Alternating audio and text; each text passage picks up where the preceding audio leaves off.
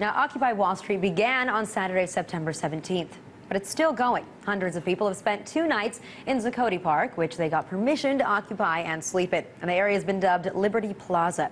They even got people from around the world to support the movement and donate $2,800 worth of pizza. But how long could it really last? And do we see this turnout as a disappointment or the beginning of something big? Here to discuss this with me is Kevin Zeese, a core organizer of October2011.org and co-director of It's Our Economy. Kevin, thanks so much for being here tonight. Thanks for having me on. Now, what do you say? I just asked the question, is this disappointing or is it the beginning of something big? I mean, the thing about this Occupy Wall Street protest is we heard so much about it from many of our fans, from people that follow us on Twitter. There really was a huge movement here if you talk about social media and online. You couldn't escape September 17th and Occupy Wall Street. And then at the end of the day, only about 1,000 people showed up. The end of the day is not here yet. I mean, you know, even the largest tree comes from a small acorn. So I see growth as a real possibility. Their persistence will be key.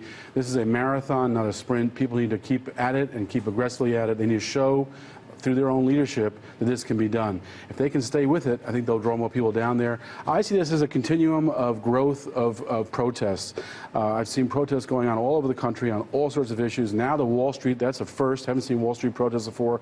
We have our event coming up in October, October2011.org on Freedom Plaza in Washington, D.C. beginning October 6th. We've already got thousands signed up for that. I went to some of the organizing meetings for the Wall Street event, and they had a hard time getting organized. It was announced by a magazine in Canada. No resources were given by the magazine. They spurred the activity. People came out and got excited. A core group has developed. Now they have to keep building. And I think they'll learn from this experience and keep building from it. They plan to be there for the next month. So it's time for people to come out and join them. I hope they do. There were 1.5 million tweets about this over the weekend, so there's a lot of attention given to it. The corporate media, of course, is not covering it or trying to cover it in ways that undermine it. And so I think that they have to stay with it. But I think this is the start of a step toward bigger protests in the future. As the economy continues to collapse, as people's social safety net continues to get cut, we're going to see more and more anger and I think more and more protests. I think October 2011 will be an even bigger event. But so have we seen some type of fundamental shift? I mean, can you even tell me when we saw the last protest that had 1 million people, or that was that large? I mean, the last couple of years, there hasn't been anything like that. You could say that probably prior to the war in Iraq, we saw a really big uprising. But now, we don't see those same kinds of numbers. But is it because they're more frequent? They're smaller, like you said? We're seeing more of these protests, but they're smaller in numbers? There are a lot of targeted protests around the country on everything from tuition hikes to mountaintop removal to climate change to Bradley Manning. There are protests all over the country on those issues. I think one of the big problems really is partisan politics in this country.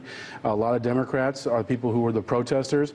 When a Democratic president came in, a lot of them didn't want to protest him. And I think that that's starting to wear off. People are starting to get tired of it. I think this Wall Street action, our October2011.org action, is another example of people finally getting over the Obama mystique and seeing the reality that he's not been much better than Bush on a lot of key issues. And so people are waking up again. They're starting to get active, starting to get mobilized. We've had an incredible reaction. Over 130 organizations have endorsed our action. People are just starting to promote it. We already have thousands of people signed on. We have a great online community going. People can sign up and participate in that. We plan to see this. We see this as a beginning. And I think that the Wall Street occupiers do as well. It's a beginning. It's a step toward a much bigger effort that's coming in the future. But tell me this, too. I mean, what is the one single goal or the one single message of Occupy Wall Street or of October 2011? You know, a lot of people are saying that we need a Tahrir Square here in the U.S., but it's a little different, right? If you look at Egypt, if you look at Tunisia, you look at these places where there's revolutions. Now they're going through the really difficult part where they have to figure out what kind of government they want, how they want to rule. At the moment, they had one unifying factor, which is what they wanted the dictator out, Mubarak, yes. right? And then once you get past that first step, what's the unifying factor here aside from saying that Wall Street is corrupt and greedy? Well, I think people see a corrupt government that doesn't work because of the money that's in government. So I think getting money out of government is kind of the thing that drives everything. A lot of folks are driven by the Afghanistan war. This is going into the 11th year of the Afghanistan war. I think if there's one demand that we'd love to see happen, would be people leaving us getting out of Afghanistan. But really the overarching demand is human needs come before corporate greed. And that's really what we need to see. We see the corporations getting wealthier, the wealth divide getting more extreme, the top 1% having wealth equal to the bottom 99%. That's what's got to change, is that wealth divide and that corporate greed. We got to start to satisfy human needs. And that's what October 6th is doing, by the way. It's the 11th anniversary of the Afghanistan war, 11th 11th year of the Afghanistan war starting, but it's also the first week of the new fiscal year for the federal budget, which will be an austerity budget for everything except for war.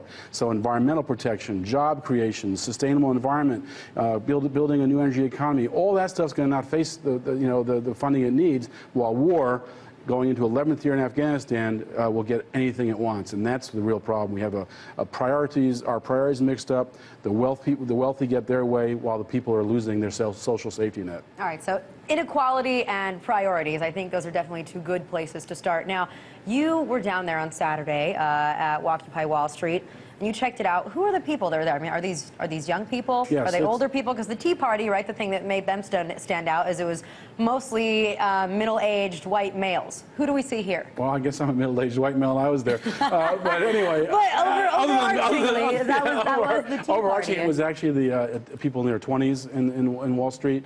And I think what made the Tea Party famous was actually that their message was consistent with corporate power. They advocated less government, more corporate power, so the corporate media covered them. You see a demonstration of 25 Tea Parties, they get covered. You see 1,000 or more people on Wall Street, they don't get covered, except by RT and a few outlets. So I think a lot of what comes is just the magnification brought by corporate media. That's what makes the Tea Party bigger than it is. You look at polls, the Tea Party is not very popular. They're a tiny minority in the United States, yet they get this image of being this big majority. Yet CNN teams up with them for a presidential debate. It's absurd. That's the way it should. So I think that a lot of it's media emphasis, but this was a 20s event.